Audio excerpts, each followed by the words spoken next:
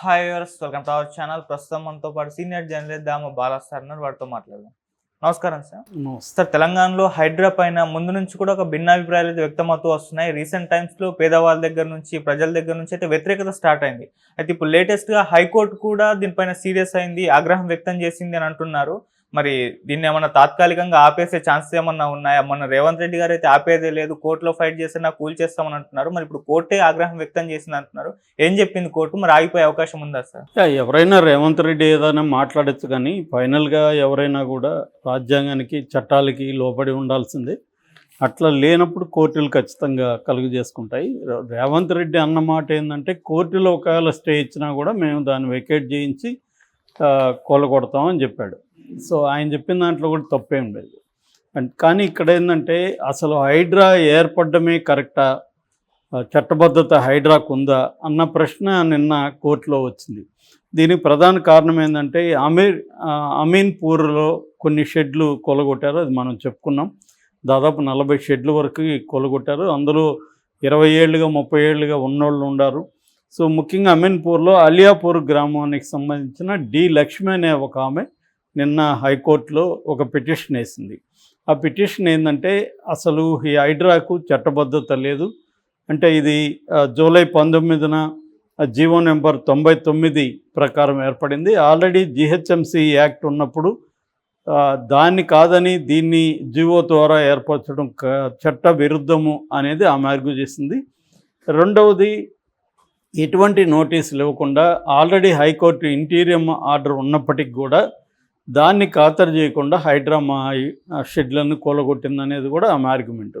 So దీన్ని justice K Laxman నిన్న విచారించారు. ఆయన విచారించి ఆయన స్టే ఇవ్వడానికైతే నిరాకరించారు. అంటే హైడ్రాను ఆపేయడానికైతే నిరాకరించారు. ఆ జీవోని ఆపేయడానికి నిరాకరించారు. మామూలుగా అయితే జీవో మీద స్టే ఇవ్వమని లక్ష్మి తరపున అడ్వకేట్ అడిగారు. బట్ స్టే ఇవ్వడానికి జస్టిస్ లక్ష్మణ్ నిరాకరించారు. కానీ ఆయన హైడ్రా మీద ఆగ్రహం అయితే వ్యక్తం చేశారు. అంటే అసలు మీరు ఎలా నోటీసులు ఇవ్వకుండా కొలగొడతారు, కోర్టు ఆర్డర్ ఉన్నప్పటికీ కూడా మీరు ఎలా కొలగొడతారు అనేది జస్టిస్ లక్ష్మణ్ ప్రశ్నించారు. సో ఆయన ఇప్పుడు ఏమన్నారంటే, మామూలుగా మీరు దేనైనా కొలగొట్టాలంటే ముందు ఆస్తులకు సంబంధించి టైటిల్ ఉందా, తర్వాత విద్యుత్ బిల్లులు లాంటివి ట్యాక్సులు కడుతున్నారా, అవన్నీ చూసుకోవాలి. చూసుకున్న తర్వాత వాళ్ళకు నోటీసులు ఇవ్వాలి.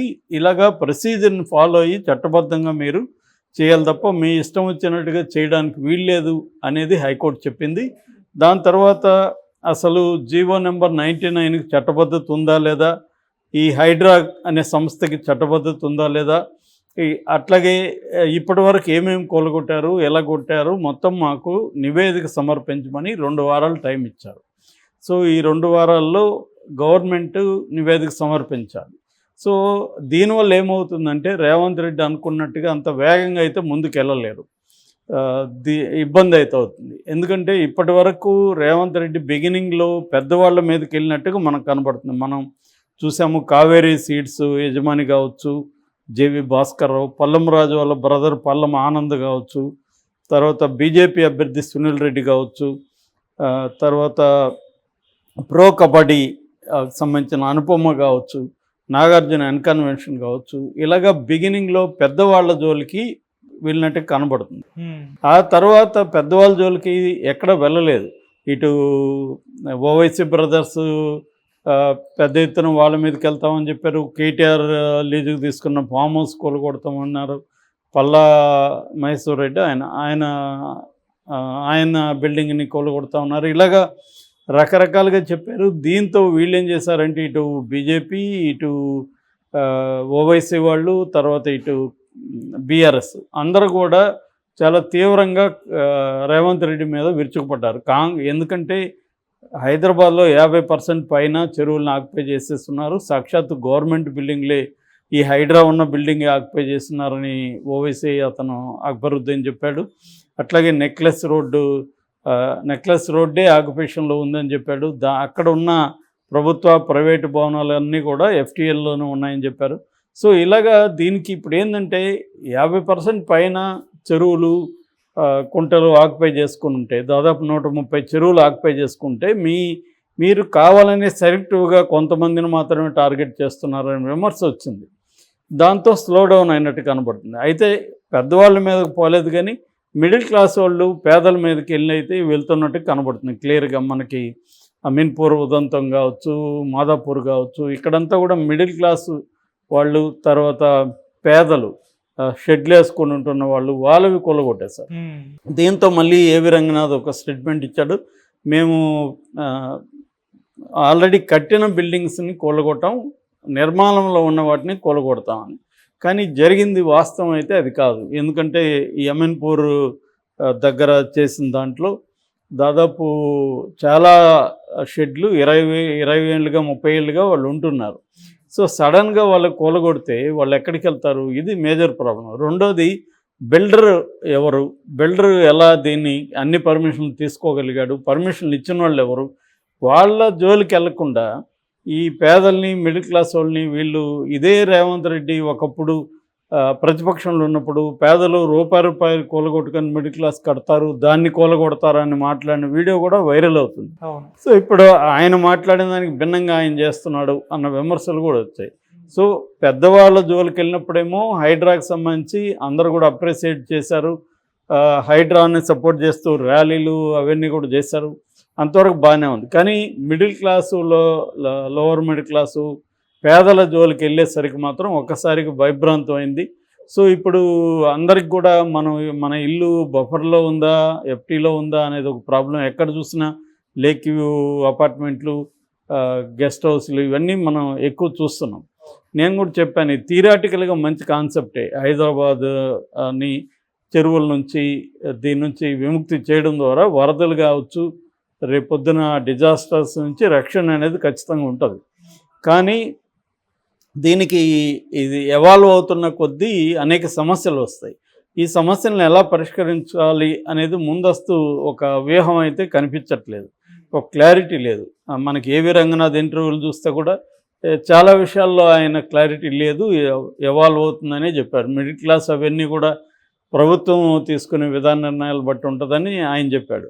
కానీ అట్ ద సేమ్ టైమ్ ఆయన ఏమంటున్నాడు, చాలా విషయాలు మేము ప్రభుత్వానికి కూడా చెప్పలేదు, మేము అనిపించిన చోట వెళ్ళిపోయి కూలగొట్టేస్తున్నాం అంటున్నారు. ఇది మేజర్ ప్రాబ్లం. ఇప్పుడు వాళ్ళు చెప్పిన దాని ప్రకారం 23 ప్రాంతాల్లో దాదాపు 262 నిర్మాణాలను కూలగొట్టారు, ఒక 111 ఎకరాలని మేము విముక్తి చేసామని చెప్తున్నారు. కానీ ఆ డెబ్రీ ఏదైతే కూలగొట్టిన తర్వాత ఉండిపోయి ఉంటుందో దాన్ని కూడా ఎక్కడా కూడా క్లీన్ చేయట్లేదు. మరి అది కూడా రంగనాథ్ ఏం చెప్పాడంటే, మేము క్లీన్ చేస్తాము, దీనికి సంబంధించిన ఛార్జీలన్నీ కూడా వాళ్ళ దగ్గర వసూలు చేస్తామన్నాడు. అది కూడా ఆ జోలికి కూడా ఇప్పటివరకు వెళ్ళలేదు. అంటే ఇది ఓన్లీ సెన్సేషనల్ డ్రైవ్గానే మిగిలిపోతుందా, లేకపోతే నిజంగా ఇది ముందుకెళ్తుందా అనేది ఇప్పుడు బిగ్ క్వశ్చన్. ఈ కాంటెక్స్లో హైకోర్టు ఇప్పుడు అసలు అది ఏర్పడిన పద్ధతే కరెక్టా కాదా అనే దగ్గర విచారణ జరుగుతుంది. అంటే జీవో ఇచ్చేసి ఒక సంస్థని ఏర్పాటు చేసేసి మీ ఇష్టం వచ్చినట్టు కూలగొట్టుతూ ఉంటే అది కరెక్టా, ఈ దేశంలో చట్టం ఉంది, రాజ్యాంగం ఉంది అనేది ఇప్పుడు హైకోర్టు మాట్లాడుతుంది. ఎందుకంటే ఏదైనా దీంట్లో అనేక లీగల్ ఇష్యూస్ ఉన్నాయి. సో మీరు ఇప్పుడు వచ్చి సడన్గా ఎఫ్టీఎల్, బఫర్ జోన్ అని పేదల ఇల్లు, మిడిల్ క్లాస్ ఇల్లు కూలగొట్టేస్తే ఖచ్చితంగా వ్యతిరేకత వస్తుంది. యాక్చువల్గా రేవంత్ రెడ్డి పర్పస్ ఏంటి? ఆయన చెప్పే పర్పస్ ఏమో చెరువుల్ని క్లీన్ చేయాలని, కానీ పొలిటికల్ పర్పస్ కూడా రాజకీయ నాయకులకు ఉంటుంది. పొలిటికల్ పర్పస్ ఏంటి? నెక్స్ట్ ఇయర్ జిహెచ్ఎంసీ ఎన్నికలు వస్తున్నాయి, హైదరాబాద్ చుట్టుపక్కల బీఆర్ఎస్ పాగా వేసింది, దాన్ని బ్రేక్ చేసి కాంగ్రెస్కి మైలేజ్ తీసుకురావాలంటే హైదరాబాద్ని క్లీన్ చేస్తున్నట్టు కనిపించాలి అనేది ప్రధానంగా ఆయనకున్నది. ఎందుకంటే మిడిల్ క్లాసు, పేదలు సఫర్ అవుతారు ఈ వరదలు వచ్చినప్పుడంతా. అందుకని మనం కానీ ఈ పని చేస్తే మనకు మంచి పేరు వస్తుంది అనుకున్నాడు. That is one thing. Second thing, తనకు కాంగ్రెస్లో ఒక హీరోయిక్గా, ఒక స్ట్రాంగ్ సీఎంగా పేరు తెచ్చుకోవాలని కూడా ఉంది ఆయనకి. వైఎస్ఆర్ లాగా రేవంత్ రెడ్డి తను ఒక స్ట్రాంగ్ సీఎం కాంగ్రెస్లో